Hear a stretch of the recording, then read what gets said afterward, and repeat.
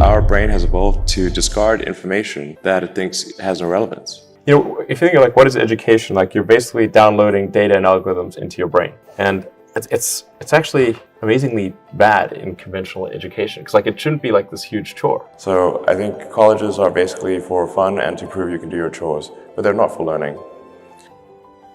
You're self-taught? Yeah.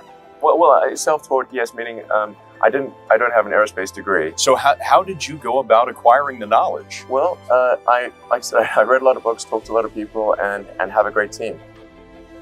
It's important to teach problem solving, or teach to the problem, not to the tools.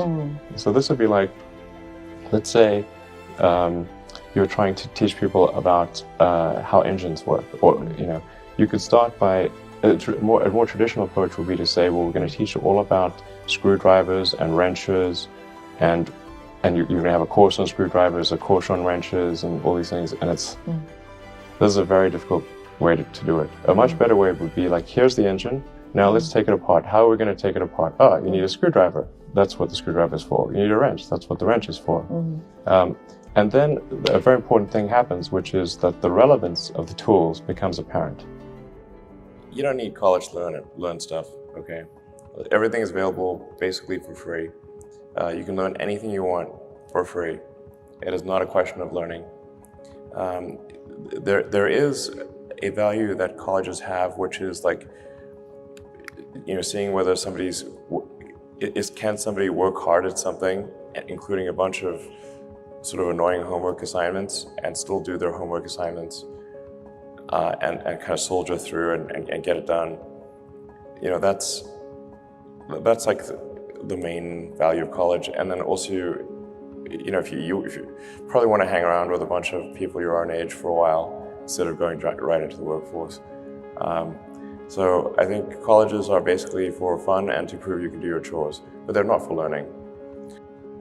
Generally, you want education to be like as close to a video game as possible, like a good video game. Like, you do not need to tell your kid to play video games. They will play video games on autopilot all day.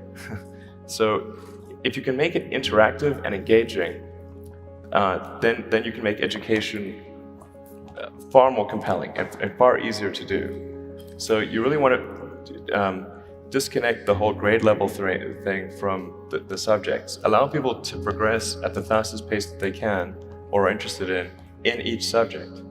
It seems like a really obvious thing.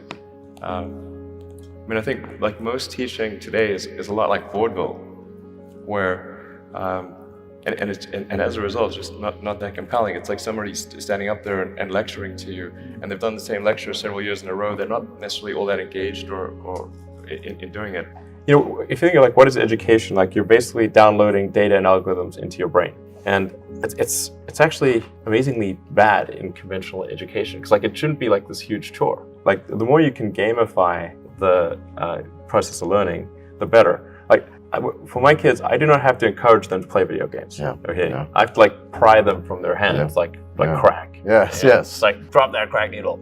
In fact, I think a lot of things people learn probably there's no point in learning them because they never use them in the future. Well, you have to say like people I think don't stand back and say, well, why are we teaching people these things? And we should tell them probably why we're teaching these things. Because a lot of kids are just in school kind of puzzled as to why they're there. And I think if you can explain the why of things, then that makes a huge difference to people's motivation. Then they understand purpose.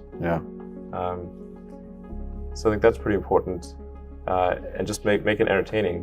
But I think just in general, like conventional education should be massively overhauled. I'm sure you very much agree with that. But well, people do not think critically enough. I mean, critical thinking is a skill in short supply, where people take too many things they assume too many things to be true without sufficient basis in that belief. So it's very important that people closely analyze what is supposed to be true and try to build up.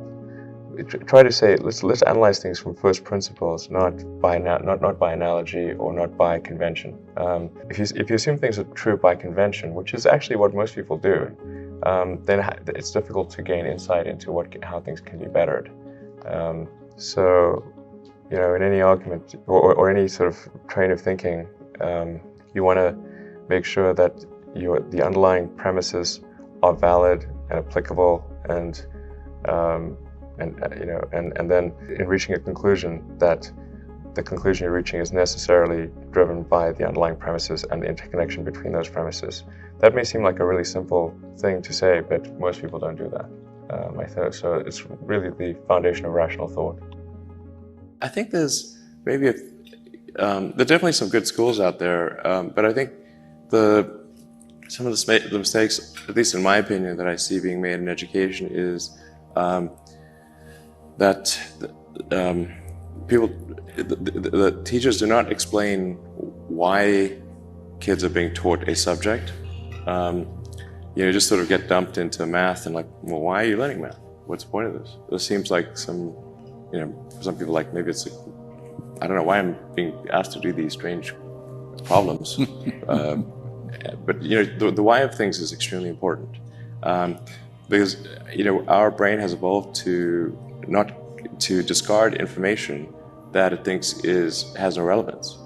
So then, if on the one hand you're being asked to memorize or learn, say, formulas, but you do not know why this is the case, then you have this cognitive dissonance of, it seems irrelevant, but I'm being told to remember it, so I'll be punished. so I better remember it. So the why of things is very important, and then being able to, and then picking kind of a problem, and then using various educational tools to solve that problem, like using math or physics or economics to solve that problem, is far more engaging than teaching the tools. A university education is often unnecessary. That's not to say it's unnecessary for all people, but I think you probably learn about as much, or the vast majority of what you're going to learn there in the first 2 years, and most of it is from your classmates. Now for a lot of companies, they do want to see the completion of the degree, because they're looking for someone who's going to persevere and see it through to the end, and that's actually what's important to them. So it really depends on what somebody's goal is. If the goal is to start a company, I would say no point in finishing college. So I think that's how it should be, and it shouldn't be that you've got like these grades where people move in lockstep, and so everyone goes through, goes like normally, we'll go through English, math, science, and so forth from like 5th grade to 6th grade to 7th grade, like it's an assembly line. But people are not objects on an assembly line. That's a ridiculous notion.